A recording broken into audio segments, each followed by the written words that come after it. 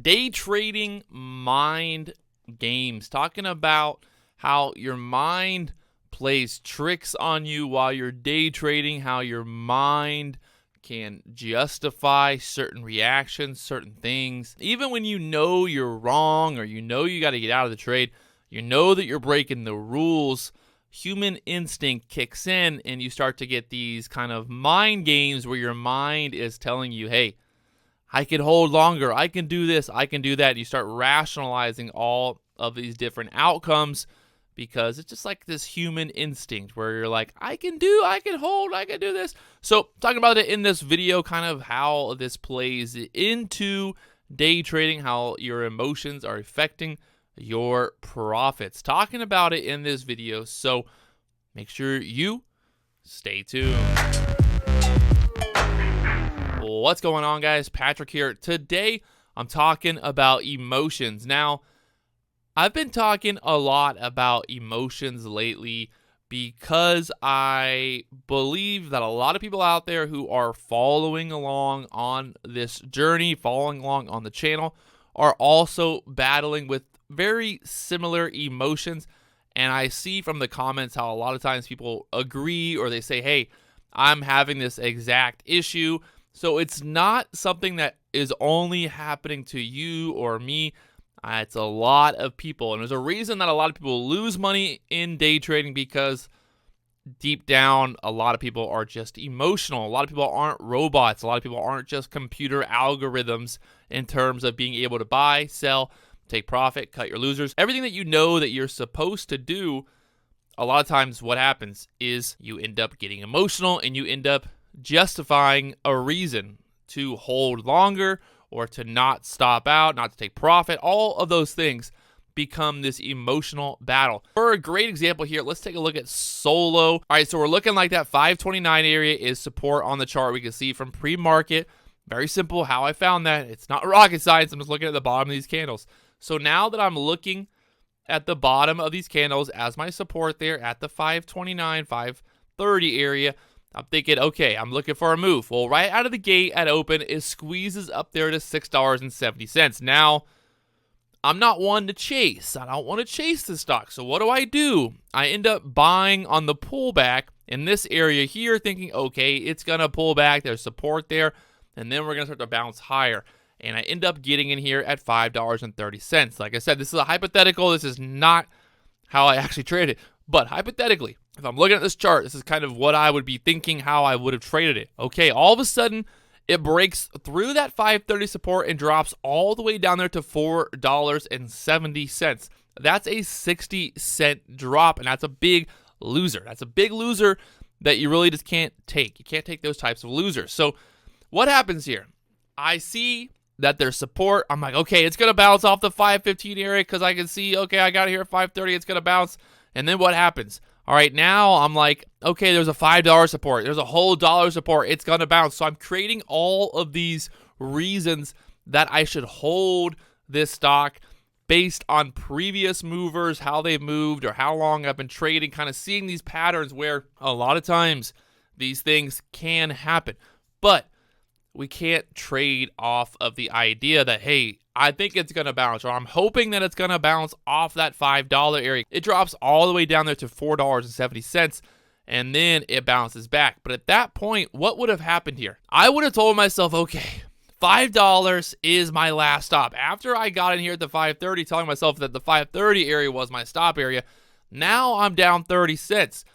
What happens again? We break through that $5 support, and I tell myself, oh, I'm going to hold it because I think it might bounce back. So now at that point, I'm down 60 cents. And at that point, I'm finally down so much money that I have to get out because I know if I keep holding it, if I keep hoping and I keep praying, I'm going to get out for a major loss. It's going to blow up my account. So I end up getting out now for a 60-cent loss.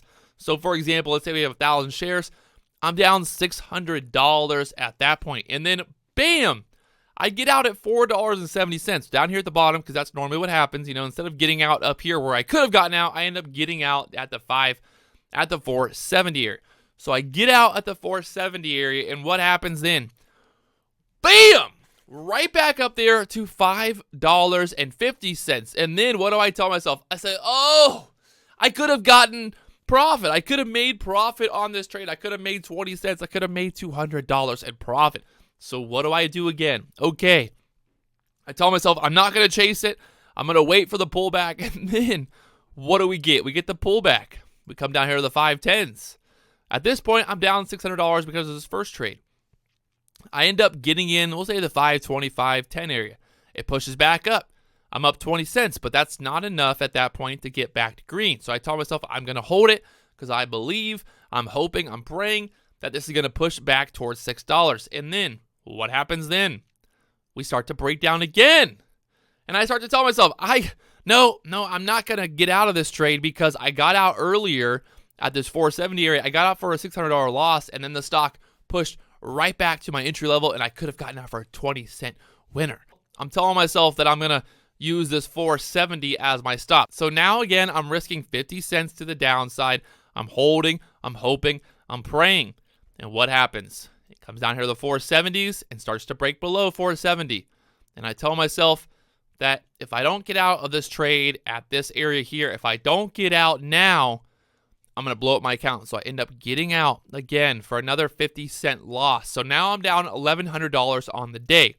I tell myself, what were you thinking? Why didn't you just hold it? Why did you not hold it? And all of these emotions, all of this justifications happening where I'm telling myself I should have been holding, I should have been hoping, I should have been praying, I should have done this way differently. And now I'm down $1,100 on the day. And then what happens? Look at this. It bounces back from 460 all the way up there to $6. So that was my original plan. I was hoping that from this area here, it would push back above $6. It ended up doing it later on. So again, I'm now justifying these two trades here, and I'm justifying that if I would have just held, if I would have held this stock, both of these trades, if I would have held both of these trades, these 2,000 shares, I would be up $2,000, $3,000 on the day instead of being down $1,100 on the day. So what I'm doing here is I'm losing money to the downside. I'm then watching it go back to my entry. And then I'm emotionally justifying that I should have held longer, that I shouldn't have gotten out early, that I should have just been strong. I should have been fighting. I should have been fighting, right? I should have been fighting this stock. I should have held with serious confidence because I knew it would go back higher. I knew it would happen, right? I knew. In hindsight, I always know. It's easy to sit here and go, well, I knew that would have happened in hindsight. In hindsight, I can sit here an hour later and tell you this is exactly what was going to happen. But in the moment, when I'm in that trade, when I'm down $500, what can I be doing differently? What can I do differently to understand that I have to have strict stops, that I have to get out at my target areas, I have to take profit, I have to get out of the trade when it's not working? If it starts to go against me, there's probably a good reason that it's going against me. A lot of times when a trade goes against me right from the start, when the trade goes against me, it normally ends up being a major loser because it's just kind of how it goes. A lot of times my entries are on point. If I get into a trade and I'm never in the red, if I get into a trade and from there on it's just green, green, green, I got a good trade. I know it's a good trade. But if I get into a trade and all that's going on, the entire trade is it's going against me, there's probably a good chance that either I'm going to get out for a major loss or I'm going to get out for a loss and then the trade's going to push back. But I think what happens over time is the more and more that you see these patterns, the more and more that you see these setups, the more and more that you emotionally start to say, well, the other day on SOLO, on solo, I got out for a loss and the stock pushed right back to my entry. So now I'm justifying previous moves and I'm telling myself that I should have done this, I should have done that, I should have held, sold, done all this stuff. And I'm making up all these different excuses to do all these different things because the other day, solo bounced back from my entry and went too high. It did exactly what I thought it would do. I had the plan, I had the right idea, but I wasn't able to execute her. That's just part of it. So on this stock here, I took two trades, had $1,100 loss. If I would have bought, again, realistically, if I would have been buying again, thinking that I'm going to trade for the third time, if I'm buying here, let's say at $5, and then I'm probably going to be getting out on this push here, I might be able to get $800, $900 in profit. Maybe. That's on a good day. Like if I'm really lucky there. What's probably going to happen is I'm going to get out with like a $400, $300 winner because I'm in my losers, because it's always easier to hold my losers longer than my winners. Really what it comes down to is the more and more that you see these patterns, the more and more you see these stocks playing out, the more and more you end up justifying holding losers because you believe or you hoping that it's going to bounce back like it did in the past. I got out for a loss, but it bounced back. So if I just do it again on this stock like the other day, if I just hold it and I hope and I pray it's going to bounce back and I'm going to end up getting out for a winner, right? I'm going to end up getting out for profit. But what we really need to focus on here is understanding that just because a stock did this today, just because Solo bounced back to your entry today, does not mean that the stock will do it again in the future. Not mean that the next runner is going to trade exactly like that.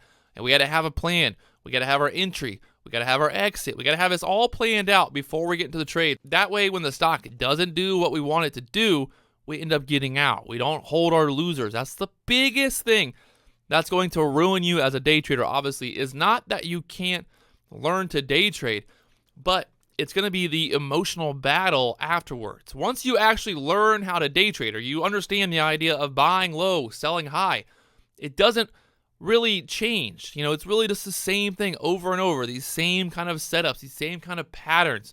But what happens is your losers are going to end up being much larger than your winners because it's much easier to hold a loser because you're hoping and you're praying that the stock is going to go back to break even.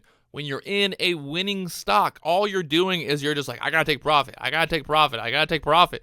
And you end up getting out with small winners, but major losers. This is what happens to almost every new day trader. It happens to me. It happens to a lot of people. You end up letting your losers drop and drop because you're emotionally trying to justify why you can hold. I can hold because it's going to bounce back. And then once the loss gets so big that you can't really handle it, you end up getting out for a loss because you just don't want to take any bigger of a loss. I guess if that makes sense. You're just like, at some point, there's a certain point where you're just down so much money on that trade, you have to just get out, where you end up just getting out, where you're like, I got to get out. And then what happens? The stock bounces back. I'm sure you guys have all had this happen multiple times. Like I said, I've had it happen. I'm sure everybody else out there has had it happen. But at the end of the day, we can't justify our losers or our winners. We can't justify really any of this stuff. We can't sit here and have emotional connections to why we should do this or do that.